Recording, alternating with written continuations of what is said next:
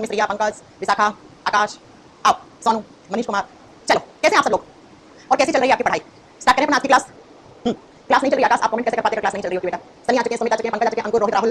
Okay, start करें अपनी आज की क्लास। हम पढ़ रहे थे डाइजेस्टिव सिस्टम, पाचन तंत्र। डाइजेस्टिव सिस्टम में हमने पढ़ा था डाइजेशन कहां से शुरू होता है, मुंह से शुरू हो जाता है। माउथ में हमें 3 ऑर्गन्स के बारे में पढ़ना होता है, 3 अंगों के बारे में पढ़ना होता है। पहला हमने कल की क्लास में पढ़ा था, कौन सा? पहला हमने पढ़ा था कि मैंने क्लास नहीं हुआ था, सुषमा बेटा कहां थी आप? हां, किसने कहा क्लास नहीं? कल तो हुई थी क्लास बेटा। हां जी, तो डाइजेस्टिव सिस्टम में हमें 3 माउथ से शुरू हो जाता है, माउथ में 3 ऑर्गन्स के बारे में पढ़ना होता है। पहला आप बताओगे टीथ, दांत के बारे में हमने कल पढ़ लिया था। आज हम जीभ के बारे में पढ़ेंगे और सलाइवरी ग्लैंड्स, लारीय ग्रंथियां, जो लारीय ग्रंथियां मिलकर क्या बनाती हैं? लार बनाती हैं। ये कौन-कौन सी लारीय ग्रंथियां होती हैं, कितने प्रकार की होती हैं, कहां पे होती हैं, ये सारी हमें पढ़ना है। तो आइए फिर स्टार्ट करते हैं हम क्या जीभ के बारे में। बच्चों, जो टंग होती है हमारी जीभ, अगर आपसे पूछो जीभ का काम क्या है, आपको बोलना है हमारी जीभ 2 मेन काम करती है। एक काम करती है, पहला बेटा जो भी आप खाना खाते हो ना, उस खाने का टेस्ट महसूस करवाना, स्वाद कैसा है ना? स्वाद कैसा है, खट्टा मीठा कड़वा कैसा स्वाद आ रहा है। और दूसरा जो जीभ होती है, हम जो भी शब्द बोलते हैं, जो भी आप लैंग्वेज बोल रहे हो है ना, जो भी आप सेंटेंस बोल रहे हो, जो कथन बोल रहे हो, उस सेंटेंस को किसमें वर्ड्स में कन्वर्ट करने का काम जीभ का होता है। लेकिन हम क्या लैंग्वेज बोल रहे हैं, कौन सा सेंटेंस बोल रहे हैं, वो हमारा ब्रेन डिसाइड करता है बच्चों। ठीक है, चलिए, तो क्या टंग का काम क्या होता है? सबसे पहले आप लिखोगे tongue is a sensory organ.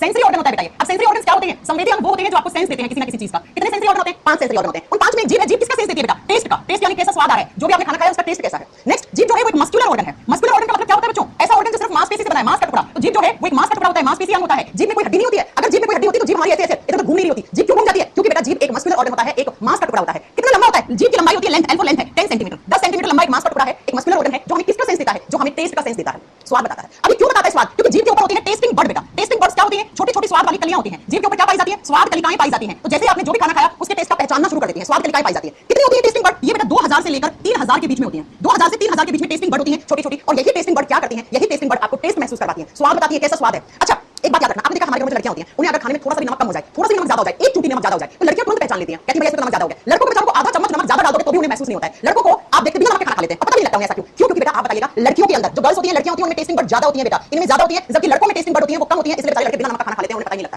है ना? ये बात याद रखना। अब बच्चों, जीभ जो होता है वो कैसे टेस्ट महसूस करवाता है? सुनो, जीभ के ऊपर टेस्टिंग बड होती है छोटी-छोटी। अब ये जो टेस्टिंग बड होती है ना, इनके नीचे की तरफ रिसेप्टर्स होते हैं। कौन से रिसेप्टर्स होते हैं? गैस्ट्रेटरी रिसेप्टर्स होते हैं बेटा। कौन से रिसेप्टर्स? गैस्ट्रेटरी रिसेप्टर्स, हिंदी में बोलते हैं स्वाद वाले ग्राही। लिख दो, स्वाद ग्राही पाए जाते हैं। और ये गैस्ट्रेटरी रिसेप्टर्स किसके पास? नर्व की सहायता से, तंत्रिकाओं की सहायता से ब्रेन के पास मैसेज पहुंचाते हैं। देखो, जीभ तो एक जगह है जहां पे आपको टेस्ट महसूस होता है, लेकिन वो टेस्ट है कैसा, किसका है, वो कौन बताता है बेटा? वो आपका ब्रेन बताता है, वो आपका मस्तिष्क बताता है। ब्रेन पहचान करवाता है टेस्ट की। जीभ तो एक जगह है जहां पे आपको टेस्ट महसूस होता है, बस इतना याद रखना है आपको। तो एग्जाम में क्वेश्चन क्या आता है? एग्जाम में क्वेश्चन आता है गैस्ट्रेटरी रिसेप्टर्स कहां पाए जाते हैं, तो आपको बताना है ये हमारी जीभ के ऊपर पाए जाते हैं। और ये क्या महसूस करवाते हैं? ये टेस्ट महसूस करवाते हैं। कैसे? तो ये जो भी आपने खाना खाया है उस खाने के टेस्ट को नर्व होती है, नर्व तंत्रिकाएं होती हैं जो मैसेज ब्रेन तक पहुंचाता है। और ब्रेन कहता है भैया ये ऐसा टेस्ट है, ये ऐसा टेस्ट है। तो अगर एग्जाम में क्वेश्चन आ जाए, गैस्ट्रेटरी रिसेप्टर्स कहां होते हैं, किस सिस्टम में काम आते हैं? डाइजेस्टिव सिस्टम में। कहां होते हैं? जीभ के ऊपर होते हैं। ठीक है, और टेस्टिंग बड कहां होती है? जीभ के ऊपर। टेस्टिंग बड कितनी होती है? 2 से 3000 होती है। एक बच्चा कह रहा है 8 सेंटीमीटर लंबाई होती है बेटा, 10 सेंटीमीटर लंबी जीभ हो सकती है आपकी। ठीक है, तो ये बात आप याद रखना। अब जीभ के ऊपर अलग-अलग हिस्से पे अलग-अलग टेस्ट महसूस होगा।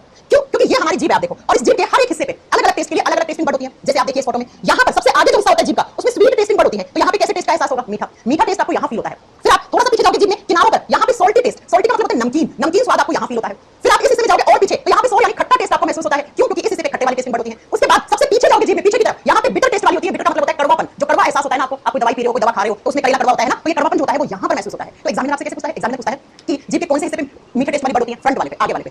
स्वीट के पीछे जो कॉर्नर्स होती है जीभ के, वहां पे नमकीन, सबसे पीछे कड़वा, और ये जो बीच वाला हिस्सा होता है यहाँ पे खट्टा टेस्ट फील होता है। ठीक है, और इसी कड़वे के पीछे की तरफ यहाँ पे प्याज, लहसुन, अदरक, इनमें जो झंझनाहट होती है ना, आप प्याज खाते हो तो गला जलने से लग जाता है एकदम लास्ट में जाके, लहसुन खाते हो तो गला लास्ट में जाके जलना शुरू हो जाता है ना, अदरक खाते हो तो आपका गला जलना शुरू हो जाता है। क्योंकि इसी कड़वे के पीछे यहाँ पर कौन-कौन सी आप बोलोगे? जिंजर, जिंजर का मतलब होता है अदरक, अदरक के अंदर जो झंझनाहट होती है उसको महसूस करवाने वाली छोटी-छोटी बड्स होती हैं। अनियन, अनियन का मतलब होता है प्याज, जब आप प्याज खाते हो तो आपने झंझनाहट महसूस होती है। ऐसे ही बच्चा आप खाते हो गार्लिक, गार्लिक का मतलब होता है लहसुन, तो आप ये जो तीनों चीज खाते हो, प्याज, अदरक, लहसुन, तो इनमें झंझनाहट से एक अजीब सा, जिससे आपके गले में क्या जलन सी महसूस होना शुरू हो जाती है। क्यों? क्योंकि ये जीभ के जो कड़वे वाले हिस्से के पीछे वाले पार्ट में जाती है, इस वाले हिस्से में, तो यहाँ पर इन तीनों के अंदर जो कंपाउंड्स होते हैं जिनकी वजह से झंझनाहट होती है, उनको महसूस करवाने वाली बड्स होती हैं। तो जीभ के अलग-अलग हिस्से पे आपको अलग-अलग टेस्ट फील होता है। ये बात आपको याद रखनी है। आगे वाले हिस्से पे मीठा, फिर साइड में सॉल्टी नमकीन, फिर खट्टा, फिर लास्ट में कड़वा। और अच्छा, आपको मैं एक एक्सपेरिमेंट दूं, आप एक एक्सपेरिमेंट करना, क्या कोई भी कड़वी चीज है जो खाने में कड़वी लगती है उसको सबसे आगे रखना जीभ पर, यहाँ पर उसका टेस्ट फील नहीं होगा, उसमें कड़वापन आपको महसूस नहीं होगा। क्योंकि जीभ के आगे वाले हिस्से पे कैसा टेस्ट फील होता है? मीठा। और कोई मीठी चीज है ना, उसको जीभ के सबसे आगे वाले हिस्से पे रखना, कड़वे वाले हिस्से पे, वहां पे मीठा टेस्ट गायब हो जाता है। क्योंकि जीभ में अलग-अलग हिस्से पे अलग-अलग टेस्टिंग वाली बड होती है। तो ये आपको याद रखना है कि तीखापन यहाँ महसूस होता है, मिर्ची वाला, प्याज वाला, अदरक, लहसुन वाला, मीठा यहाँ फील होगा, नमकीन यहाँ होगा, खट्टा आपको यहाँ फील होगा। आप एक्सपेरिमेंट कर सकते हो, जब भी खाना खाते हो तो याद रखना ये चीज। कोई मीठी चीज को यहाँ रखोगे तो उसका टेस्ट गायब हो जाएगा, कोई कड़वी चीज को यहाँ रखोगे तो उसका टेस्ट आपको महसूस नहीं होगा। क्योंकि अलग-अलग हिस्से पे अलग-अलग टेस्ट क्या आपको महसूस होता है। ठीक है बच्चों, तो जीभ के बारे में आपको इतनी बात याद रखनी थी कि जीभ क्या-क्या करती है। तो जीभ के मैंने काम बता दिया है। डाइजेस्टिव सिस्टम में इसका एक ही रोल होता है, क्या करवाना? टेस्ट महसूस करवाना, स्वाद महसूस करवाना।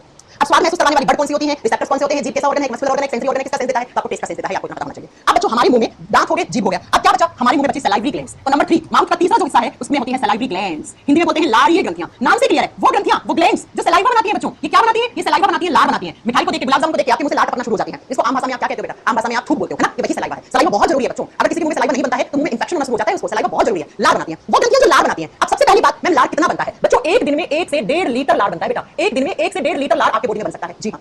नेक्स्ट आपसे पूछेगा सलाइवा के पीएच का मान कितना होता है? सलाइवा के पीएच का मान होता है 6.8। अब 6.8 है तो इसका मतलब नेचर में क्या हो गया? ये एसिडिक है या बेसिक? एसिडिक है, स्लाइटली एसिडिक, हल्का सा अम्लीय होता है मुंह में। देखो, दांत का पीएच पूछे, कल मैंने पढ़ाया था 5.5 करना, अगर सलाइवा का पीएच पूछे 6.8 करना। ठीक है, तो ये दोनों चीजें आपको याद रखनी है। अब सलाइवा है वो बन गया इतना, किसने बनाया? सलाइवरी ग्लैंड्स ने। तो एग्जामिनर पूछता है कितनी सलाइवरी ग्लैंड्स होती हैं, कितने प्रकार की होती हैं? आपको लिखना है 3 पेयर सलाइवरी ग्लैंड्स होती हैं बच्चा। 3 जोड़ी का मतलब टोटल कितनी होगी? 6। 3 जोड़ी का मतलब टोटल 6 और 3 ही प्रकार की होती हैं सलाइवरी ग्लैंड्स। लार ये ग्रंथियां 3 प्रकार की होती हैं। There are 3 types of salivary glands are present in human mouth. हमारे मुंह में 3 ही प्रकार की और 3 ही जोड़ी सलाइवरी ग्लैंड होती है, नंबर में 6 होती हैं। पहले मैं आपको इनके नाम याद करवाती हूं, फिर इनकी फोटो दिखाऊंगी, ठीक है? कौन-कौन सी सलाइवरी ग्लैंड होती है? नंबर 1 पे लिखना है parotid salivary gland. Parotid salivary gland, इसी से एग्जाम में क्वेश्चन आता है बहुत बार। पैरोटिड सलाइवरी ग्लैंड्स 2 होंगी बेटा, नंबर में 1 जोड़ी होती है, तो नंबर में कितनी होगी? 2। हिंदी में सेम नाम है, हिंदी में लिख दो पैरोटिड लारिये ग्रंथियां। पैरोटिड लारिये ग्रंथियां नंबर में 2 होती हैं। दूसरी जो होती है उनको बोलते हैं हम sublingual salivary glands. Sublingual salivary glands, salivary glands, sublingual लारिये ग्रंथियां, हिंदी में सेम नाम है, 2 होंगी 1 जोड़ी। हिंदी में सेम नाम लिख दो सबलिंगुअल लारिये ग्रंथियां, सबलिंगुअल लारिये ग्रंथियां, आपको लिखना बेटा। और तीसरी होती है उनको बोलते हैं सब मैंडिब्यूलर सलाइवरी ग्लैंड। सब मैंडिब्यूलर सलाइवरी ग्लैंड्स बच्चों, नीचे वाले जबड़े का नाम मैंने कल की क्लास में पढ़ाया था, आपको मैंडिब्यूलर होता है, तो ये नीचे वाले जबड़े के नीचे होती है, हिंदी में सेम नाम है सब मैंडिब्यूलर लारिये ग्रंथियां। ये को क्या है, एक बात याद रखना, ये सारी लारिये ग्रंथियां जो मैंने आपको पढ़ाई हैं, लारिये ग्रंथियां 3 प्रकार की होती हैं, 3 की जोड़ी होती है। पहली होती है उनको बोलते हैं पैरोटिड सलाइवरी ग्लैंड, दूसरी होती है उनको बोलते हैं सबलिंगुअल सलाइवरी ग्लैंड्स, तीसरी होती है उनको बोलते हैं सबमैंडिबुलर सलाइवरी ग्लैंड्स। मैंडिबल जबड़ा ये इस जबड़े के नीचे यहां होती है। चलिए मैं आपको इनकी लोकेशन दिखाती हूं, सभी बच्चे देखेंगे कहां-कहां है। आप बोलोगे मैम ये तो मुंह में होती है, इनकी लोकेशन दिखाने की क्या जरूरत है? बेटा मुंह में भी कहां होती है? सुनो, ये इंसान ऐसे मुंह करके खड़ा है, तो आपको ये हिस्सा दिखेगा, इधर नहीं दिखेगा, लेकिन होता जबड़ा ये ना। सुनो, ये रही पैरोटिड सलाइवरी ग्लैंड। आपके कान होते हैं, कान के पास मुंह में यहां होती है, कान के पास होती है उनको बोलते हैं पैरोटिड सलाइवरी ग्लैंड्स। 1 2 2 होती है। अब आओ सबलिंगुअल कहां होती है? ये आपकी जीभ होती है, यहां जीभ के नीचे, ये जीभ है यहां 1 2 ऐसे होती है। सबमैंडिबुलर कहां? मैंडिबुलर जबड़े के नीचे यहां 2 1 2 ऐसे होती है। तो हम इनकी लोकेशन लिख दें अपने नोट्स में। जी हां मैम, इनकी लोकेशन एग्जाम में आती है। तो पैरोटिड ग्लैंड्स कहां होती है? नियर बाय ईयर्स, ये कान के पास होती है बेटा, लिखो कान के पास होती है, कान के नजदीक पाई जाती है। सबलिंगुअल लिखो बिलो टंग, जीभ के नीचे होती है बेटा, ये आपकी जो जीभ है ना उसके नीचे होती है, लिख दीजिए जीभ के नीचे, जीभ या जिह्वा के नीचे नीचे। और सब मैंडिबुलर तो नाम से क्लियर है, बिलो लोअर जो, निचले जबड़े के नीचे, जो निचला जबड़ा होता है आपका उसके नीचे होती है, तो लिख दो निचले जबड़े के नीचे, निचले जबड़े के नीचे ऐसे होती है बच्चों। अब एग्जामिनर यही नहीं रुकता है, वो आपसे और क्वेश्चन पूछता है। क्या पूछता है? इनमें सबसे बड़ी कौन सी है, सबसे छोटी कौन सी है? सबसे बड़ी लारिये ग्रंथि कौन सी होती है, सबसे छोटी लारिये ग्रंथि कौन सी होती है? मैं फोटो दिखाती हूं, आप बताओ बड़ा कौन सा है, छोटा कौन सा है? आपको इसमें सबसे बड़ी कौन सी लग रही है? ये लग रही होगी, तो पैरोटिड सलाइवरी ग्लैंड सबसे बड़ी होती है। सबसे छोटा कौन सा लग रहा है? ये कहां है? जीभ के नीचे, तो सबलिंगुअल सलाइवरी ग्लैंड सबसे छोटी है और सब आपकी जो पैरोटिड ग्लैंड्स होती है वो सबसे बड़ी होती है। तो क्यों ना मैम लिख दें यहां पे? हां जी ma'am, it is the largest salivary gland. ये सबसे बड़ी लारिये ग्रंथि होती है और ये एग्जाम में बहुत बार क्वेश्चन आता है, सबसे बड़ी लारिये ग्रंथि कौन सी होती है? और बच्चों ये वाली सबसे छोटी होती है, ये स्मॉलेस्ट सलाइवरी ग्लैंड है, सबसे छोटी लारिये ग्रंथि है। लिख दोगे? जी मैम। अब मेरी बात एक ध्यान से सुनो, क्योंकि ये तीनों सलाइवरी ग्लैंड है तो इनका काम तो एक ही होगा, क्या बनाना? सलाइवा बनाना। ये तीनों मिलकर एक दिन में 1 से 1.5 लीटर सलाइवा बनाती हैं, लार बनाती हैं बच्चों। और सबसे ज्यादा जो लार है ना वो ये वाली बनाती है, जबड़े के नीचे वाली, ये सबसे ज्यादा लार बनाती है, मैक्सिमम सलाइवा यही ग्रंथि बनाती है। कहा जाता है अप्रॉक्स 60 से 70% सलाइवा ये वाली ग्रंथि बना देती है, बाकी का जो बचा आपका 30-40% वो ये दोनों मिलकर बना देती है। लेकिन ये नहीं पूछा जाता है, सिर्फ आपको इतना याद रखना है कौन कौन से सलाइवरी ग्लैंड्स होती है, कहां होती है, कितनी होती है, कितने प्रकार की होती है। लिख लोगे? जी मैम लिख लेंगे। अब हमें पढ़ना पड़ेगा ये सलाइवा होता क्या है, क्या होता है बच्चों सलाइवा में, लार में क्या होता है? तो लिखो कंपोजिशन ऑफ सलाइवा, सलाइवा के घटक, लार के घटक, लार में क्या क्या होता है? तो लिखना है आपको सलाइवा में क्या क्या चीज होती है बच्चों। सलाइवा में 99% तक तो वाटर ही वाटर है बच्चों। जी हां, आप जो पानी पीते हो उससे लार बनता है। जब आप पानी नहीं पीते हो गला सूख जाता है, गला सूख जाता है, बोल नहीं पाते हो ढंग से क्योंकि मुंह में लार कम हो जाता है। तो लार में सबसे ज्यादा पानी पानी होता है बच्चों। बाकी लार में क्या होता है? बाकी लार में 1% में आप लिखो कुछ आयंस होंगे, आयंस जैसे सोडियम मिलेगा आपको लार में, पोटेशियम मिलेगा आपको, क्लोरीन मिलेगा आपको, है ना, ये आयंस मिल सकते हैं। इसके अलावा सुनो और क्या मिलता है, और हमें लार में मिलता है म्यूकस, 1% में ये बताइए, आयंस के साथ म्यूकस मिलता है। म्यूकस का मतलब होता है श्लेष्मा, ये हमारी लार में चिपचिपा पदार्थ होता है जिसकी वजह से आपकी लार में चिपचिपाहट होती है, लार को चिकनापन देता है, लुब्रिकेंट की तरह काम करता है, ये हमारे मुंह में लुब्रिकेशन का काम करता है बेटा। म्यूकस क्या होता है? श्लेष्मा, चिपचिपा पदार्थ जो हमारी लार में होता है। और उसके अलावा हमारी लार में होते हैं एंजाइम्स। और मैंने आपको ये चैप्टर स्टार्ट किया था तो मैंने कहा था एंजाइम्स क्या करवाते हैं? डाइजेशन करवाते हैं, पाचन करवाते हैं।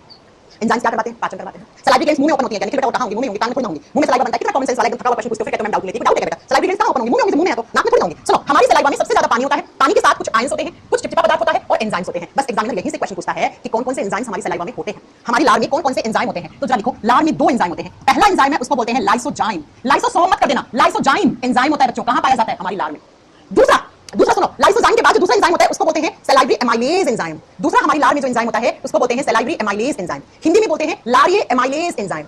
लारिये एमाइलेज एंजाइम, लार में होगा बेटा, नाम से क्लियर है, ठीक है। इसी सलाइवरी एमाइलेज का एक नाम और होता है बच्चों, क्या होता है? इसी का दूसरा नाम अथवा लगा के लिखना है आपको, एक और नाम होता है, इसी का दूसरा नाम होता है ptyalin amylase enzyme. Ptyalin amylase enzyme, देखो बच्चों स्पेलिंग होती है टी से, जो प्रोनाउंस करते हैं तो पी साइलेंट हो जाता है, टी से बोलते हैं, तो इसका नाम होता है ptyalin amylase enzyme, ptyalin amylase enzyme. तो हमारी सलाइवा में 2 एंजाइम है बच्चों, लाइसोजाइम, सलाइवरी एमाइलेज एंजाइम। मैं इसको सलाइवरी एमाइलेज बोलूं या मैं इसको टाइलिन एमाइलेज बोलूं, नाम से क्लियर है, ठीक है। चल सुनो, ये लाइसोजाइम करता क्या है? लाइसोजाइम क्या करता है? अगर आपसे पूछे, अगर आपने ऐसा खाना खाया, सड़ा हुआ खाना खा लिया, कभी-कभी होता है आपको नहीं पता लगता है, आप ऐसा खाना खा लेते हो जिसके अंदर जर्म्स होते हैं, बैक्टीरियाज होते हैं, है ना, बैक्टीरियाज आपको दिखते थोड़ी ना है, माइक्रो ऑर्गेनिजम्स होते हैं, कुछ लोगों की आदत होती है बिना हाथ धोए खाना खा लेते हैं, है ना, तो हाथ में बहुत सारे बैक्टीरियाज होते हैं, बहुत सारे जीवाणु होते हैं, आपको दिखते नहीं है। कभी-कभी आप कोई बासा खाना खा लेते हो, केला सड़ा हुआ खा लिया, उसके अंदर बैक्टीरियाज थे, तो लाइसोजाइम बैक्टीरिया को मारने का काम करता है। इसका काम होता है to kill bacterias and germs, to kill bacterias and germs. Hindi में लिखो, इसका काम होता है जीवाणुओं या कीटाणुओं को नष्ट करना, जीवाणुओं या कीटाणुओं को नष्ट करना बच्चा। अब मेरी बात को ध्यान से सुनना, ये सारे बैक्टीरिया को नहीं मार सकता है। आप खुद सोचिए, अगर ये एंजाइम सारे बैक्टीरिया को मार देता जो बैक्टीरिया मुंह से आए हैं, तो हमें कभी भी बैक्टीरियल डिजीज होती ही नहीं, कभी भी हम जीवाणुओं से कोई बीमारी होती ही नहीं, है ना। सर्टन बैक्टीरियाज, कुछ ही बैक्टीरिया को मार पाता है बेटा, सारी बैक्टीरिया नहीं मार पाती है, और वायरस को नहीं मार पाएगा। अगर वायरस को मार देता है सलाइवरी एमाइलेज, सलाइवा के अंदर एंजाइम लाइसोजाइम, तो हमें कभी कोरोना वायरस होता ही नहीं। तो एक बार एग्जामिनर ने पूछा कि क्या लाइसोजाइम वायरस को मार सकता है? ये स्टेटमेंट सही है या गलत है? आपको बोलना है गलत, वायरस को नहीं मार पाता है बेटा, इसके पास इतनी कैपेबिलिटी नहीं होती है कि वायरस को मार देगा, ये वायरस को नहीं मार पाता है, सिर्फ किसको मार पाता है? बैक्टीरियाज को, और बैक्टीरिया भी सारे नहीं मार पाता है, जो इसके बस के होते हैं उसको मार देता है बेटा, सारे बैक्टीरिया को ये भी नहीं मार पाते हैं, ठीक है। आगे बात है ना। नेक्स्ट इसका काम एक ही होता है लाइसोजाइम का। अगर आपने सड़ा हुआ खाना जिसमें बैक्टीरिया आ गए, आपने हाथ धोए बिना खाना खा लिया, गंदे हाथों से खाना खा लिया, तो उसमें बैक्टीरिया आ गए हैं तो ये मार देगा। ठीक है, चलो अब आओ यहाँ पर सलाइवरी अमाइलेज एंजाइम क्या करता है? ये एंजाइम करता है डाइजेशन। किसका डाइजेशन करता है बच्चों? ये डाइजेशन ऑफ स्टार्च। ये किसको पचाता है? स्टार्च का पाचन करता है। अब मुझे ये बता दो, मैंने आपको बहुत अच्छे से पढ़ाया था, स्टार्च क्या होता है बच्चों? जल्दी बताओ, स्टार्च क्या होता है? स्टार्च एक टाइप की कार्बोहाइड्रेट होती है, एक टाइप की शर्करा होती है बेटा। मैंने आपको पढ़ाया था, ये चैप्टर शुरू किया था तब मैंने कहा था 3 तरीके का खाना खाते हो, कार्बोहाइड्रेट, प्रोटीन्स, फैट। और मैंने कहा था अधिकतर कार्बोहाइड्रेट हम किसके रूप में खाते हैं? हम स्टार्च के रूप में खाते हैं। तो पता है ये क्या करता है? ये बेटा स्टार्च को ढूंढेगा और उस स्टार्च को माल्टोज में तोड़ देता है। स्टार्च को किसमें बदल देता है? माल्टोज में बदल देता है। स्टार्च को माल्टोज में तोड़ने का काम कौन से एंजाइम का है? आपको क्या बताना है बेटा? स्टार्च को माल्टोज में तोड़ता है सलाइवरी अमाइलेज एंजाइम या टाइलिन अमाइलेज एंजाइम। लेकिन बच्चों सारे स्टार्च को नहीं तोड़ पाता है, पूरा स्टार्च पचा नहीं पाएगा ये। तो ये क्या करता है? स्टार्च का पार्शियल डाइजेशन करता है बच्चों। पार्शियल का मतलब होता है आधा अधूरा। क्या करता है? आधा अधूरा, जिसको परफेक्ट लैंग्वेज में हिंदी में बोलते हैं आंशिक तौर पे पचाना। आंशिक तौर का मतलब हो गया आधा अधूरा पचाना। आंशिक तौर पे पाचन करता है किसका? स्टार्च का माल्टोज में बदल देता है। अब आप कहोगे मैम स्टार्च क्या होता है? स्टार्च एक टाइप का कॉम्प्लेक्स कार्बोहाइड्रेट होता है। स्टार्च टूटता है तो पहले माल्टोज में बदलता है, फिर माल्टोज टूट के ग्लूकोज में बदलता है। तो मुझे ये बताओ क्या सलाइवरी अमाइलेज ने पूरी तरीके से स्टार्च को तोड़ दिया क्या? नो मैम, ये स्टार्च का पार्शियल डाइजेशन करता है, आधा अधूरा करता है। अब आपके दिमाग में क्वेश्चन आ रहा होगा कि पूरा पाचन कहां होता है? चलिए आगे बढ़ाएंगे आपको। पूरा होता है छोटी आंत में जाके पूरा बचता है, अभी आधा अधूरा टूटा है। अब आपका एग्जामिनर इतना सीधा क्वेश्चन नहीं पूछता है। चलिए आपके एनडीए के क्वेश्चन एक क्वेश्चन डिस्कस करते हैं आपसे। एनडीए के पेपर में पूछा कि जब आप रोटी को मुंह में चबाते हो लार के साथ, थोड़ी देर बाद रोटी आपको मीठापन का एहसास देना शुरू कर देती है। ऐसा क्यों होता है? क्योंकि बेटा कोई भी अनाज खा लो, रोटी खा लो, चावल खा लो, कोई भी अनाज खा लो, अनाजों में स्टार्च होता है। तो रोटी में, ब्रेड में स्टार्च है और ये स्टार्च माल्टोज में बदल जाता है और ये माल्टोज आपको मीठा एहसास देना शुरू कर देता है। तो जैसे ही आपने रोटी को दांतों के नीचे चबाया, चबाने के बाद मुंह में सलाइवा के लार के साथ मिक्सिंग हुई रोटी की, ब्रेड की, तो लार में एंजाइम था कौन सा? Salivary amylase. उसने रोटी के अंदर के स्टार्च को तोड़ दिया, किसने? माल्टोज में तोड़ दिया। इसलिए आपको रोटी मीठी लगनी शुरू हो जाती है। और ये एनडीए के पेपर का क्वेश्चन है, ठीक है? क्योंकि रोटी में क्या है? कार्बोहाइड्रेट। स्टार्च क्या है? कार्बोहाइड्रेट है और कार्बोहाइड्रेट्स मीठी होती है। तो जैसे ही स्टार्च माल्टोज में जाता है तो क्या होता है? आपको रोटी मीठा लगना शुरू हो जाता है मुंह में। ये एग्जाम का क्वेश्चन था, आप आंसर कर सकते हो। एक बच्चा पूछ रहा है डाइस्टेज क्या होता है? बेटा कभी-कभी इसी एंजाइम को डाइस्टेज भी कह देते हैं, ठीक है? इसी एंजाइम का नाम डाइस्टेज भी होता है, कभी-कभार कह देते हैं, आपने पढ़ा होगा किसी न किसी किताब से। तो हमारे मुंह में लार था और लार ने सिर्फ और सिर्फ कार्बोहाइड्रेट का डाइजेशन करा। और कौन से कार्बोहाइड्रेट? Only starch. लेकिन स्टार्च का भी पूरा नहीं करा। तो ये हमारे मुंह में आपकी डाइजेशन की प्रोसेस होती है। अब मैं आपसे एक क्वेश्चन पूछना चाहती हूं, मुझे ये बताओ हमने कितने तरीके का खाना खाया था? 3 तरीके का। मुंह में सिर्फ किसका डाइजेशन हुआ? बताओ जरा, मुंह में किसका डाइजेशन हुआ? स्टार्च का। स्टार्च क्या होती है? एक कार्ब होती है, ठीक है? कार्ब का मतलब कार्बोहाइड्रेट, शर्करा होती है। और मुंह में स्टार्च पूरे तरीके से पच गई क्या? नहीं मैम, पार्शियल तरीके से। पार्शियल का मतलब क्या होता है? आधा अधूरा। अब ये बताओ दूसरा हमने क्या खाया था? दूसरा हमने प्रोटीन्स खाए थे। आपने दाल खाया होगा, मूंगफली खाया होगा, सोयाबीन खाया होगा, नॉनवेज खाया होगा। क्या हमारे मुंह में डाइजेशन हुआ है प्रोटीन का? नहीं। मुंह में प्रोटीन को पचाने वाले एंजाइम नहीं होते तो डाइजेशन होगा कहां से? है ना? नेक्स्ट अगला सुनो, फैट। जो आप फैट खाते हो, वसा खाते हो, क्या मुंह में फैट का डाइजेशन होता है? नो मैम, मुंह में फैट को पचाने वाले एंजाइम नहीं होते। तो बच्चों अब जैसे ही आपके मुंह में आपने खाना खाया, दांत ने चबाया, सलाइवा के साथ मिक्सिंग होगी, अब आप खाना निगल लेते हो, ऐसे खाना निगल लेते हो। तो ये जो खाना आपने निगला है ना, इसमें क्या क्या था? इसमें स्टार्च थोड़ी बहुत पार्शियल तरीके से डाइजेस्टेड हो गई है। लेकिन बच्चों प्रोटीन और कार्बोहाइड्रेट, सॉरी प्रोटीन और फैट है, वो अनडाइजेस्टेड है। अनडाइजेस्टेड का मतलब है इनका पाचन शुरू ही नहीं हुआ है, ये अपचित है। और इस सारे मिक्सर को, इन सबका जो मिक्स बना है, जिसको आपने निगल लिया गले में, उसी को बोलते हैं बोलस। आपसे एग्जामिनर पूछता है बोलस कहां का खाना होता है? मुंह में जब दांत ने खाने को तोड़ दिया, चबा दिया, सलाइवा ने स्टार्च को डाइजेशन कर दिया, अब मुंह में जो खाना आप नीचे की तरफ निगलते हो उसको बोलस कहा जाता है। उसको क्या कहा जाता है? उसको बोलस कहा जाता है। बता दो कि बोलस क्या है? अरे भाई जो आपने मुंह से नीचे की तरफ निगला है वो बोलस है। वो बोलस है। वो क्या है? वो बोलस फूड है, राइट? समझ में आ गई मेरी बात? इसे बोलस कहते हैं। तो बोलस क्या होता है? जो भी आपने मुंह में खाना खाया, दांतों ने चबाया, लार ने मिक्सिंग करके, लार ने जो स्टार्च को पचा दिया। देखो बोलस में क्या है? थोड़ा बहुत स्टार्च पचा हुआ है सिर्फ, बाकी प्रोटीन और फैट पचा ही नहीं है अभी। तो एक मिक्सर बन गया, एक मिश्रण बन गया, इसी मिश्रण को आप बोलस कहते हो। अब ये बोलस कहां जाएगा? तो देखो अब आपने जैसे ही निकला मुंह से, तो मुंह से नीचे कौन होता है? Food pipe. ये आपका फूड पाइप है। देखो इस फूड पाइप से होता हुआ पेट में खाना जाता है। इसी खाने को इस फोटो में दिखा रखा है बोलस, बोलस, बोलस, ठीक है? तो माउथ का खाना सारा का सारा कहां चला गया? फूड पाइप में। तो 1 नंबर आपने माउथ दिया था, तो हमें 2 नंबर पे क्या करना है? 2 नंबर पे हमारे गले में खाने वाली पाइप होती है, उसको हम क्या कहते हैं? उसको हम ईसोफेगस कहते हैं। अब खाना गया आपकी फूड पाइप में। फूड पाइप को बोलते हैं भोजन नली। इसी का दूसरा नाम होता है बच्चों ईसोफेगस। ईसोफेगस एक पाइप है बच्चों, पाइप है। ये पाइप की लंबाई कितनी? 25 सेंटीमीटर लंबा पाइप है बच्चों। हां, आपके गले में 25 सेंटीमीटर लंबा पाइप होता है। जो पाइप क्या करता है? सुनो, जो भी पीछे से मुंह से खाना आया, माउथ में खाना खाया और माउथ में जो खाना ऐसे खाया जो निकल लिया, उसको हमने क्या बोला? बोलस बोला। अब ये बोलस कहां जाएगा? इस पाइप में जाएगा। ये पाइप है बच्चों, इस पाइप में। और ऐसे होता होता होता होता बोलस कहां पे आ जाता है? इस पाइप से होता हुआ ये आपका पेट है बच्चों। इस पेट में खाना आ जाएगा ऐसे। ये क्या है? स्टमक, पेट है बच्चों। तो जो भी आपने मुंह में खाना निकला था नीचे की तरफ, वो सारा खाना पेट में पहुंचता है किस पाइप के थ्रू? तो आप क्या बताओगे बच्चा? फूड पाइप के थ्रू, ईसोफेगस के थ्रू। मैं आपको फोटो दिखाती हूं, आप फोटो से समझ सकते हो। चलिए आपको अच्छे से फोटो दिखा के समझाते हैं कहां है ये फूड पाइप। ये रहा, ये देखो, ये रहा ईसोफेगस। जो खाना आया था वो इसमें आ गया, ये पेट है बच्चों, स्टमक है, पेट आके भर गया। तो पेट तुरंत थोड़ी बढ़ता है खाना खाते ही। खाना खा के जब आप उठ जाते हो 10 मिनट के बाद आपका पेट फूल जाता है, पेट भर जाता है। हाँ भाई हो गया मेरा खाना, क्योंकि अब सारा खाना पेट में पहुंच गया है। अब जो ईसोफेगस से क्वेश्चन आता है वो सुनो, कौन सी प्रोसेस के थ्रू ये वाला खाना पेट में पहुंचता है? ये जो बोलस फूड है, ये खाना है बेटा, ये खाना जो मुंह से आया उसको बोलस कहते हैं। ये खाना पेरिस्टाल्सिस मूवमेंट से, पेरिस्टाल्सिस प्रोसेस से या पेरिस्टाल्सिस मूवमेंट से हमारे पेट में पहुंचता है। पेरिस्टाल्सिस मूवमेंट लिख दो या प्रोसेस लिख दो। इस प्रोसेस से हमारे पेट में पहुंचता है। एग्जामिनर का सबसे ज्यादा पूछे जाने वाला क्वेश्चन, हिंदी में बोलते हैं क्रमाकुंचन प्रक्रिया। अब मैम ये क्रमाकुंचन प्रक्रिया क्या होती है वो आपको समझने की जरूरत है। पेरिस्टाल्सिस एक प्रोसेस होता है जिसके थ्रू आपके गले का सारा खाना पाइप से पेट में पहुंच जाता है। अब ये पेरिस्टाल्सिस यानी क्रमाकुंचन होता क्या है वो सुनो, वो सुनो। ये जो फूड पाइप है, इस फूड पाइप के अंदर की तरफ मसल्स की लेयर होती है, ऐसे मांसपेशियां होती हैं बच्चों। और मैंने आपको टिश्यू वाले चैप्टर में पढ़ाया था, फूड पाइप के अंदर की तरफ कौन से टिश्यू की लेयर होती है, बार-बार नहीं बताऊंगी, कौन से ऊतक की परत होती है, पढ़ाया था मैंने बहुत अच्छे से। तो इस पाइप के अंदर की तरफ मांस की ऐसे लेयर होती है, मसल्स होती है, ठीक है? अब जैसे यहाँ पे खाना आया, सबसे पहले इस किनारे पे खाना आया, मसल्स का एक नेचर होता है, मांस का एक नेचर होता है, वो कॉन्ट्रैक्ट रिलैक्स सिकुड़ती रहती है, फैलती रहती है, सिकुड़ती रहती है, फैलती रहती है। तो जैसे यहाँ खाना आया तो यहाँ की मसल्स कॉन्ट्रैक्ट कर जाएंगी, सिकुड़ जाएंगी, सिकुड़ने से ऊपर खाना नीचे आ जाएगा यहाँ पे, फिर ये वाली तो फैल जाएंगी, यहाँ वाली कॉन्ट्रैक्ट कर जाएंगी, सिकुड़ जाएंगी, ये और नीचे आ जाएगा, फिर ये फैल जाएंगी और ये सिकुड़ जाएंगी। तो ऐसे करता करता कॉन्ट्रैक्शन रिलैक्सेशन सिकुड़ने फैलने से ऐसे होता होता सारा खाना आपके पेट में आ जाता है। और इसी प्रोसेस को कहते हैं पेरिस्टाल्सिस प्रोसेस, पेरिस्टाल्सिस मूवमेंट। ऐसा मूवमेंट जो मांसपेशियों के कॉन्ट्रैक्शन और रिलैक्सेशन से होता है, जो मांसपेशी खुलने से और फैलने से होता है, उस मूवमेंट को पेरिस्टाल्सिस मूवमेंट कहते हैं। तो ऐसे नीचे की तरफ आपका खाना आ जाता है पेट के अंदर। कौन सी प्रोसेस से आता है बेटा? पेरिस्टाल्सिस प्रोसेस से। सारा खाना कहां आ गया? पेट में आ गया। ठीक है, अब मैं आपको दो चीजें और पढ़ाऊंगी बेटा, जरा ध्यान से समझना। क्या आपने अभी रिसेंटली न्यूज़ सुनी है कि करिश्मा कपूर के जो एक्स हस्बैंड थे वो पोलो खेल रहे थे। पोलो आप जानते होंगे क्या? पोलो खेल रहे थे तो वो मधुमक्खी निकल गए, है ना? मधुमक्खी, एक मक्खी निकल गई वो, और मधुमक्खी ने अंदर जाके उनको डंक मार दिया। कहां पे? उनकी विंड पाइप में। श्वास वाली नली उनकी ब्लॉक हो गई, उन्हें ऑन द स्पॉट अटैक पड़ गया, वो मर गए। अभी आपने सुना होगा, है ना? करिश्मा कपूर के एक्स हस्बैंड की ऐसी डेथ हुई, संजय कपूर जी की। ऐसे ही Sanjay Kapoor, I don't know कौन है, नाम ऐसे कुछ है ना? और आप सुनते होंगे कि फलाना इंसान चावल खा रहा था, चावल खाते खाते उसे तेज खांसी आ गई, या चावल खाते खाते हंस गया वो, और हंसने से चावल का दाना उसकी श्वास नली में चला गया और श्वास नली ब्लॉक हो गई और इंसान की डेथ हो गई। ऐसे आप केस सुनते होंगे। ऐसा क्यों होता है बेटा? मधुमक्खी निकली अपने मुंह से, विंड पाइप में कैसे चला गया? तो सुनो, आप यहां पर देखो, बहुत ध्यान से समझना। ये आपका विंड पाइप है, ठीक है? ये आपका फूड पाइप है, ये श्वास नली है बच्चों। अच्छा, श्वास नली का काम क्या होता है? जो भी आपने सांस लिया उसको कहां? लंग्स में, फेफड़े में पहुंचाना। ये एयर को, हवा को फेफड़ों में पहुंचाता है। ये आपका फूड पाइप है, ये भोजन नली है कि नहीं है? हाँ जी मैम, ये भोजन नली है। ये क्या करती है? ये भोजन को पेट में पहुंचाती है, ये खाने को पहुंचाती है पेट में, ये सांस को पहुंचाती है फेफड़े में।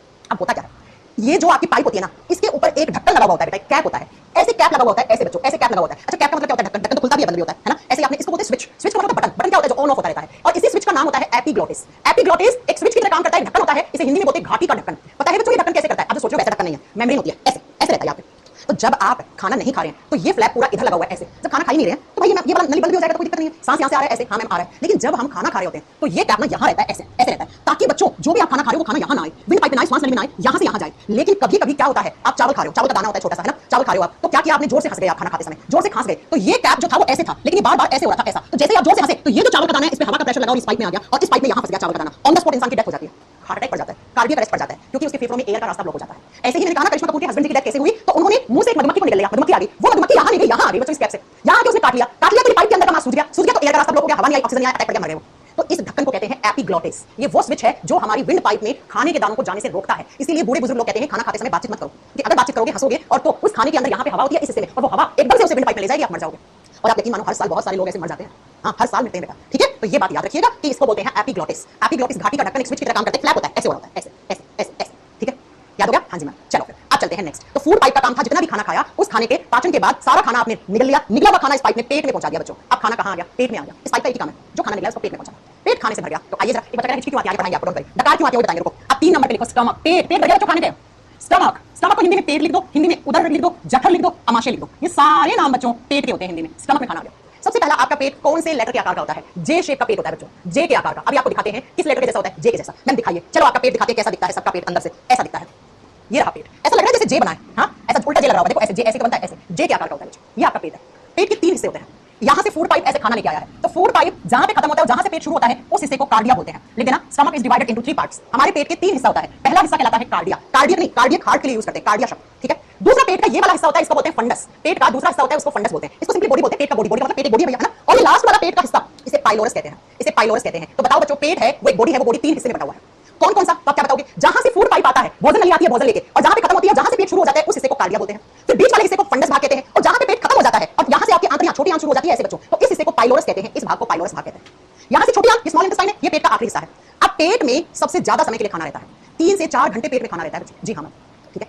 पेट में क्या 3 से 4 घंटे खाना रहता है? तो एग्जामिनर क्वेश्चन पूछता है पाचन तंत्र के उस अंग का नाम बताओ जिसमें ज्यादा देर तक खाना रहता है। 3 से 4 घंटे आपके खाना आपके पेट में रहता है बेटा। तो अगर क्वेश्चन आ गया कि पेट में सबसे ज्यादा समय के लिए खाना, कौन से ऑर्गन में सबसे ज्यादा समय के लिए खाना रहता है, आप क्या बता दोगे बेटा? आप बता दोगे क्या पेट में रहता है 3 से 4 घंटे तक। अब जैसे ही खाना पेट में आया, आने के 1-1.5 घंटे के बाद खाने का पाचन शुरू हो जाता है पेट में। 1-1.5 घंटा खाना ऐसे ही पड़ा रहता है, इसलिए जब आप खाना खाते हैं तो पेट भारी हो जाता है, क्योंकि सारा खाना पेट में पड़ा है। अब आप मुझे ये पूछो क्वेश्चन कि मैं पेट से आंतड़ियों तक क्यों नहीं जाता 4-5 घंटे तक? क्यों बेटा? क्योंकि छोटी आंत और पेट के इस हिस्से के बीच में एक वाल्व होता है। वाल्व का मतलब होता है कपाट, दरवाजा, दरवाजा बंद हो जाता है, और इसी वाल्व को बोलते हैं पाइलोरिक वाल्व। लिख लेना अपने नोट्स में, पाइलोरिक वाल्व हिंदी में बोलते हैं पाइलोरिक कपाट। पाइलोरिक कपाट कहां होता है? जहां पेट खत्म होता है और छोटी आंत शुरू होती है, इस हिस्से में एक वाल्व होता है। तो जैसे पेट में खाना आया, ये वाल्व बंद हो जाता है बच्चों, हाँ, और 3-4 घंटे के बाद ये वाल्व खुल जाता है, दरवाजा खुल जाता है, तो पेट का सारा खाना आगे छोटी आंत में चला जाता है। पेट का सारा खाना कहां पे? छोटी आंत में चला जाता है। समझ गए मेरी बात? पाइलोरिक वाल्व कहां होता है बताओगे आप? पाइलोरिक वाल्व छोटी आंत और पेट के बीच में होता है। अब जो खाना खाने के बाद आपको डकार आती है डकार, जी डकार आती है, तो होता क्या है? जब खाने के साथ एयर ज्यादा चली जाती है, हवा ज्यादा चली जाती है, और ये वाल्व तो बंद है, ये वाल्व बंद है, खाने के अंदर हवा आ गई, अब इस हवा को तो वापस जाना पड़ेगा। अब यहां से तो आगे जा नहीं सकती, वो नहीं जा सकती, वाल्व बंद है। तो यही एयर यहां से होती हुई फूड पाइप से मुंह से बाहर निकलती है वापस, उसी को आप बर्प करना बोलते हो, बर्पिंग बोलते हो, डकार लेना बोलते हो बेटा।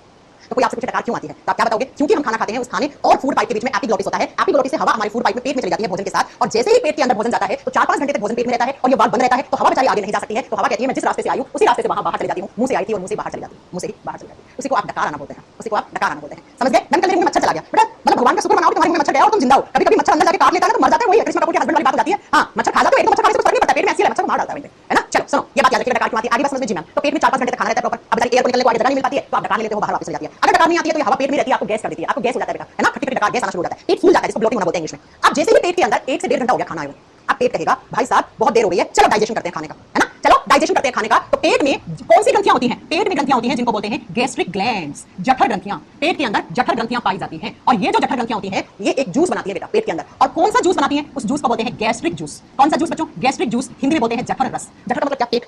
पेट में अमाशय ग्रंथियां, जठर ग्रंथियां पाई जाती हैं जो जठर रस बनाती है। अब जूस का मतलब पीने वाला जूस नहीं है, ऐसा जूस जिसमें एंजाइम्स हैं जो डाइजेशन करवाते हैं। तो ऐसे आपका जो पेट है ना बच्चों, इस पेट में अंदर की तरफ ऐसे लाइनिंग होती है, ऐसे परत होती है और इसी परत के अंदर कौन सी ग्लैंड्स, कौन सी ग्रंथियां होती हैं? गैस्ट्रिक ग्लैंड्स होती हैं। और ये गैस्ट्रिक ग्लैंड क्या करती हैं? ये गैस्ट्रिक जूस बनाती है बच्चों। इन गैस्ट्रिक ग्लैंड्स में 2 प्रकार की कोशिकाएं होती हैं, आपको वो जानना है। कौन कौन सी? गैस्ट्रिक ग्लैंड में 2 टाइप्स ऑफ सेल्स होती हैं, 2 प्रकार की कोशिकाएं होती हैं, 2 टाइप्स ऑफ सेल्स 2 प्रकार की कोशिकाएं पाई जाती हैं। अब ये कोशिकाएं कौन कौन सी हैं वो हम कल पढ़ेंगे। 2 टाइप की सेल्स होती है। आज इतना ही, कल हम स्टमक कर लेंगे और हम लीवर खत्म कर लेंगे कल परसों, बस 2 क्लास के बाद चैप्टर खत्म हो जाएगा आपका, ठीक है। आगे बात समझ में। मैम पेट में चूहे क्यों कूदते हैं? चलो इसका आंसर वैसे अभी जानना है तो सुन लो। अरे जब आप खाना नहीं खाते तो आपके पेट में गुड़ होती है ना, समझ रहा होती है। जब आप खाना नहीं खाते हो तो आपका ब्रेन कहता है भाई साहब एनर्जी चाहिए, एनर्जी का खाना खाने से खाना जाता है पेट में जाने तक। तो क्या होता है आपके पेट में एक अंदर की तरफ लाइन होती है, वैसे छोटा छोटा धागे नुमा संरचना निकालना शुरू कर देती है पेट के अंदर, उसे रुगे कहते हैं, रुगे कहते हैं। और वो रुगे आपके पेट में आ जाते हैं, रुई जैसी होती है, बाद में वो आपके खाने के साथ मिक्स होकर डाइजेशन होता है जब आप खाना खा लेते हो। वही रुगे ऐसे आ जाती है पेट के अंदर तो आपको गुड़ गुड़ पेट में महसूस होती है, जिसको बोलते हो मम्मी खाना दे दो पेट में चूहे कूद रहे हैं। सच में वो चूहे नहीं होते बेटा, खाने के अंदर रुगे होता है। आपको कल पढ़ाएंगे। एक यहाँ पे भूख को महसूस करवाने वाला हार्मोन पढ़ाएंगे, ग्रैलिन होता है, अगली क्लास में पढ़ाएंगे, ठीक है। 2 क्लास के बाद आपका ये चैप्टर फिनिश हो जाना चाहिए। फिर 1 क्लास में नहीं हुआ तो 3 में हो जाएगा, प्रैक्टिस करवा के साथ में। आगे बात समझ में, ठीक है। अब हम आपका रुगे होता है बेटा, रूमर नहीं होता है, रुगे होता है। मैम ऐसी चिपली को बुला सकता है, तुम चिपली खाते हो क्या? हां एनसीईआरटी पढ़ने की जरूरत नहीं है महबूब जी, महबूब आपकी मैडम एनसीईआरटी पढ़ाती हैं। कौन है ये बच्चा? मैम चिपली को बता देगा क्या एचसीएल। क्यों खाते हो तुम? चिपली खानी है क्या? भूख को महसूस करने वाला एंजाइम हार्मोन कौन सा होता है? ग्रैलिन। ग्रैलिन तक पढ़ाएंगे आपको। पता है मैं आप लोगों को ना साइंस पढ़ाते एग्जाम में तो काम ही आती है, लेकिन आपकी डेली लाइफ में काम आ रही है। देखो मैंने कितना अच्छी बात बताई, खाना खाते समय बोलो मत मधुमक्खी, अगर आप कभी मच्छर खा जाओ, मधुमक्खी खा जाओ, तुरंत पानी पियो 4-5 ग्लास में एकदम तुरंत पानी पियो ताकि पानी के साथ बैठ के वो पेट में चली जाए। पेट में एचसीएल बैठा है, खत्म कर देगा उसको, पेट में नुकसान पहुंचाती है। लेकिन अगर आपने मधुमक्खी खा लिया, अगर संजय को वो जो हस्बैंड का नाम था, अगर मधुमक्खी खाई तुरंत वो 4-5 ग्लास पानी पी जाती है, वो जिंदा होते, आज वो जिंदा होते। इसलिए जब भी आप कोई मच्छर खा जाओ, कोई कीड़ा विड़ा हो जाता है, कभी हवा के साथ तेज आके मुंह में चला जाता है, तो आपको क्या करना है? तुरंत पानी पीना 4-5 ग्लास। अगर आपके चावल फंस गया, आपको लग रहा है कि मेरे गले में कुछ अटक रहा है, तुरंत 5 ग्लास पानी पी जाओ, जिंदा रह जाओगे। नहीं तो बेटा खत्म, नहीं तो बेटा खत्म इंसान। चलो चलिए फिर अब मिलते हैं आपसे कल की क्लास में। बेटा हिचकी क्यों आती है? हिचकी का रोल यहाँ नहीं है, हिचकी का रोल होता है रेस्पिरेटरी सिस्टम में, वहां पे पढ़ाएंगे आपको। मैम आपने हमें डॉक्टर बना दिया बेटा, इतना सब पढ़ने से डॉक्टर नहीं बनते ना ना ना ना, इतना सब पढ़ने से डॉक्टर बन जाते हैं। अच्छा अच्छा बेटा अभी देखना डॉक्टर की किताबें इतनी मोटी मोटी किताबें 5 साल तक रटते तब जाके पढ़ते हैं, ठीक है। चलो कल मिलेंगे आपसे, आज की क्लास में इतना ही। बेटा पीएनजी अपलोड करने की क्या जरूरत है? हम मैम नोट्स बनवा तो रही हैं आपको। पेट में काटता नहीं है बेटा, पेट में ज्यादा मच्छर मर जाता है, मधुमक्खी मर जाती है, पेट में एचसीएल बैठा है बेटा, एचसीएल तो तेजाब है, बहुत खतरनाक एचसीएल तो।